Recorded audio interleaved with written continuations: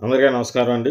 ఈరోజు పాండురంగ మహత్యం అనేటువంటి పుండరీకుని కథ సినిమా గురించి వీడియో చేయబోతున్నాను. ఇది 1957 నవంబర్ 28న విడుదలైనటువంటి తెలుగు సినిమా.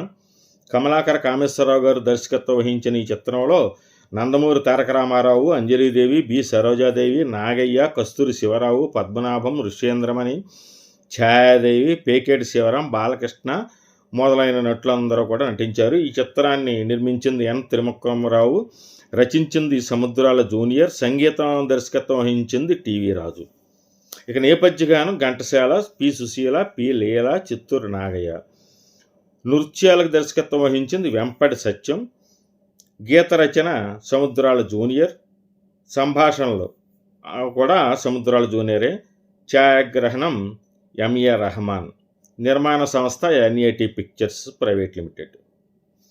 ఈ కథ ఇతివృత్తానికి వస్తే, ఎంత సంపాదించినా ఎన్ని పూజలు చేసినా మాతాపితృల సేవను మించిన మాధవ సేవ లేదని చాటినటువంటి చిత్రరాజం పాండురంగ మహత్యం. కథాంశమే కాదు, ఇందులో గీతాలు కూడా అంటే పాటలు కూడా నేటికి వినిపిస్తూనే ఉంటాయి. ఎన్టీ రామారావు నట వైభవాన్ని చాటిన చిత్రాలలో ఇది ఒకటి. మద్రాసులో ఓ థియేటర్లో హరిదాసు సినిమాను చూసినటువంటి ఎన్టీఆర్, ఆయన సోదరుడు త్రివిక్రమరావు ఈ కథాంశం బాగా నచ్చి దీన్ని ఏమైనా సరే హరిదాసు కథను సినిమాగా తీయాలని నిర్ణయించుకున్నారు. పండరీపురం క్షేత్ర వైభవాన్ని మరింతగా శోధించి ఈ చిత్రకథను తయారు చేసుకున్నారు. కమలాకర కామేశ్వరరావును దర్శకుడిగా ఎన్నుకున్నారు. సినిమాకు పాటల రచయితగానే పనిచేసేటువంటి సముద్రాల జూనియర్ని ఈ సినిమాకు పాటల రచయిత మరియు మాటల రచయితగా కూడా ఎన్నుకున్నారు. అంచేత సముద్రాల జూనియర్కి మాటల రచయితగా ఇది తొలి చిత్రం. స్థూలంగా చూస్తే ఇది మహారాష్ట్రలోని పండరీపురం క్షేత్ర వైభవాన్ని చాటేటువంటి కథ. కానీ 50 ఏళ్లకు పూర్వం ఉన్న సనాతన సంప్రదాయాల్ని, నాటి సామాజిక పరిస్థితుల్ని, భావితరాల కోసం అభ్యుదయ భావాల్ని ఎన్టీఆర్ ఇందులో జోడించారు. కథానాయకుడు పుండరీకుని శ్రోత్రియ కుటుంబం నుంచి వచ్చిన వ్యక్తిగా చూపించారు. ఆ పాత్రను జల్సారాయుడిగా తీర్చిదిద్దారు. ఆ వ్యసనాలు ఎంతటి దురవస్థల పాలు చేస్తాయో చూపించారు. అంతిమంగా నాటి జనానికే కాదు, భావితరాలకు కూడా సందేశాలిస్తూ కన్నవారికి సేవ చేసుకోవటం ద్వారానే ముక్తి దొరుకుతుందని చెప్పారు. పుండరీకుడు భగవంతుడిలో ఐక్యమయ్యే ఘట్టంలో తమిళ, హిందీ, మరాఠీ, కన్నడ భాషల గీతాలు కూడా బ్యాక్గ్రౌండ్లో వినిపిస్తాయి. తరాల అంతరం లేని కథా వస్తువుని చిరంజీవిని చేసేలా సంగీతాన్ని సమకూర్చారు టీవీ రాజు. చాలా అద్భుతమైనటువంటి సంగీతాన్ని సమకూర్చారు.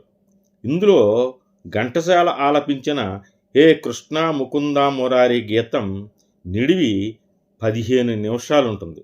అప్పుడు ఎల్పి 2 పక్కల వింటే కానీ అది అయ్యేది కాదు. ఎల్పి రికార్డు, గ్రామ్ఫోన్ రికార్డు ఉండేది. ఇక నేపథ్యగానం ఘంటసాల వెంకటేశ్వరరావు, మాధవపెద్ది సత్యం, పిఠాపురం నాగేశ్వరరావు, జిక్కి, పులపాక సుశీల, పి లీల, చిత్తూరు నాగయ్య, ఎంఎస్ రామారావు, ఏపీ కోమల. ఇక కథానాయకుడిగా ఎన్టీఆర్కి ఈ సినిమా 61వ సినిమా. బరువైన సమాసాలతో కూడిన శ్లోకాలను కూడా ఆయన ఒకే ఒక్క టేక్లో ఓకే చేసేసారని ఇప్పటికీ చెప్పుకుంటూ ఉంటారు.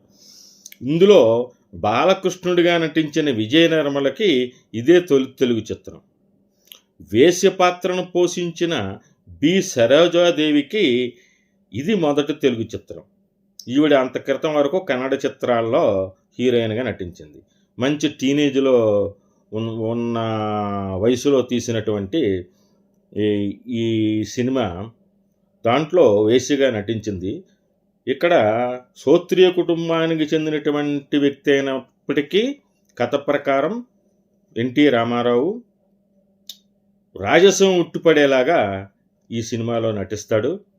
ఆయనకి ధీటుగా బి సరోజాదేవి అద్భుతమైనటువంటి అందంతో, పెద్ద పెద్ద కళ్ళతోటి, మంచి అభినయంతో నర్తిస్తుంది.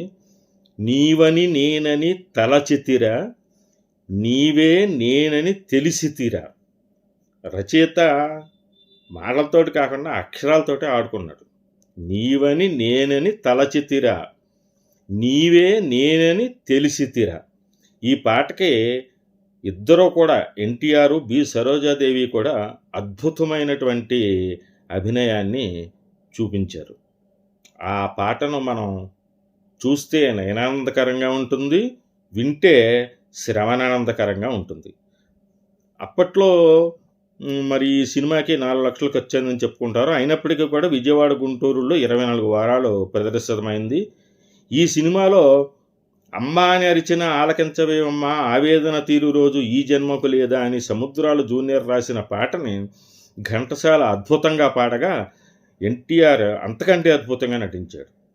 తరంతరం నిరంతరం ఈ అందం, ఓహో ఆనందం, అందం ఆనందం. పాటలన్నీ సముద్రాలు జూనియర్ గారు రాశారని చెప్పుకున్నాం కదండి. ఇక గానం ఘంటసాల. ఇందాక నేను చెప్పిన పాట నీవని నేనని తలచితిరా, నీవే నేనని తెలిసితిరా.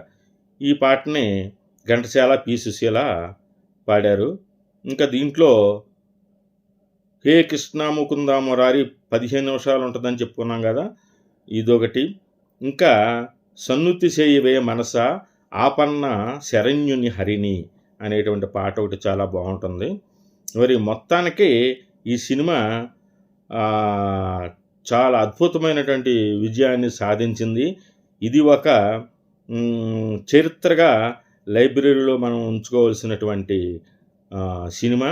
ఈ సినిమాలో పాటలైతేనేమి, ఇతర భాషలలోంచి తీసుకున్నటువంటి పల్లవులైతేనేమి అన్నీ కలిపి పద్యాలు కలిపి మొత్తం 26 ఉంటాయండి. మరి అయినా సరే మనకి ఏమీ అనిపించదు.